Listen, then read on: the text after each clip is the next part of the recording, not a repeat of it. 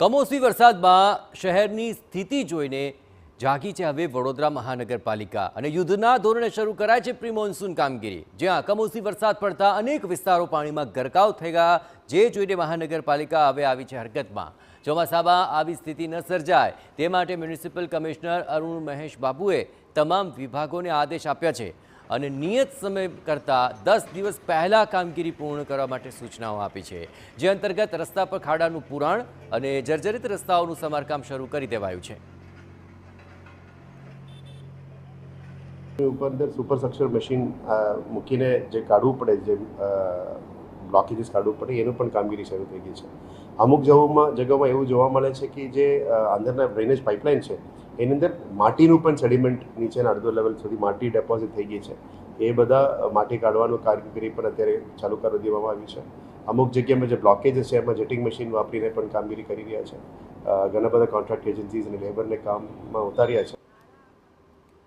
મહત્વપૂર્ણ છે કે વિશ્વામિત્રી પ્રોજેક્ટની કામગીરી 45%થી વધુ પૂર્ણ થઈ ચૂકી છે। એવામાં શહેરમાંથી પસાર થતી વિશ્વામિત્રી નદીને શુદ્ધ કરવી પણ જરૂરી છે અને એ માટે પણ કમિશનર દ્વારા સૂચનાઓ અપાઈ છે। એટલું જ નહીં, અધિકારીઓ જાતે જઈને સ્થળ નિરીક્ષણ કરશે તેવા આદેશ અપાયા છે।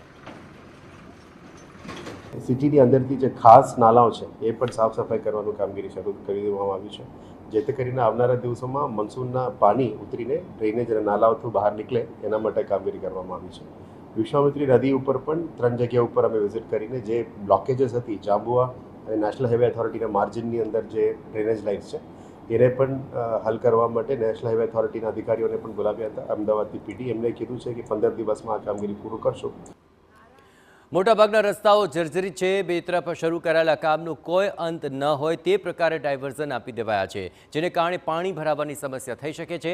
જો કે પ્રી મોન્સૂનની કામગીરી 21મી મે સુધી પૂર્ણ થશે કે પછી માત્ર કાગળ પર રહી જશે તે જોવાનું રહ્યું।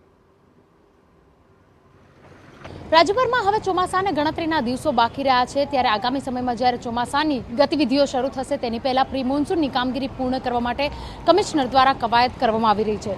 ઉલ્લેખનીય છે કે નવનિયુક્ત જે કમિશનર છે અરુણ બાબુ, તેમના દ્વારા તમામ વિભાગના અધિકારીઓને બોલાવી પ્રી મોન્સૂનની કામગીરી સમય કરતાં 10 દિવસ વહેલા પૂર્ણ કરવાનો આદેશ આપવામાં આવ્યો છે, એટલે કે 21મી મે પહેલા આ કામગીરીને પૂર્ણ કરી દેવા માટેનો આદેશ આપવામાં આવ્યો છે। વડોદરા શહેરના અનેક વિસ્તારોમાં રસ્તાઓ પરના રિસર્ફેસિંગ હોય, ખાડાઓ પડ્યા હોય કે ભૂવા પડ્યા હોય, આ સિવાય ગટરના ઢાંકણો જે ખરાબ રીતે તૂટી ગયેલા છે તેને પણ યોગ્ય રીતે સમારકામ કરવામાં આવે તે પ્રકારની જે આદેશ છે તે કમિશનર દ્વારા કરવામાં આવ્યા છે। ઉલ્લેખનીય છે કે જે પ્રકારે રસ્તાઓ બેદરકારીના કારણે ખરાબ રહી રહ્યા છે તેને લઈને અનેક અકસ્માતો પણ સર્જાઈ રહ્યા છે, ત્યારે સ્થાનિકો દ્વારા પણ વારંવાર માંગણી કરવામાં આવતી હોય છે કે ના ફક્ત પ્રી મોન્સૂન પરંતુ પૂરા સમય દરમિયાન આ પ્રકારે રસ્તાઓ જો વ્યવસ્થિત રહે તો અકસ્માતનો ડર ઓછો રહે। ત્યારે જે પ્રકારે અકસ્માતનો ભય વધી રહ્યો છે, બીજી તરફ જે રીતે પ્રી મોન્સૂનની એક્ટિવિટી શરૂ થવા જઈ રહી છે ત્યારે વરસાદી પાણી ના ભરાય, ગટરોની કેચપીટો સફાઈ થઈ જાય અને આ સિવાય રસ્તા ઉપરના રિસર્ફેસિંગની કામગીરી વહેલી તકે પૂર્ણ થાય તે પ્રકારના આદેશ આપવામાં આવ્યા છે।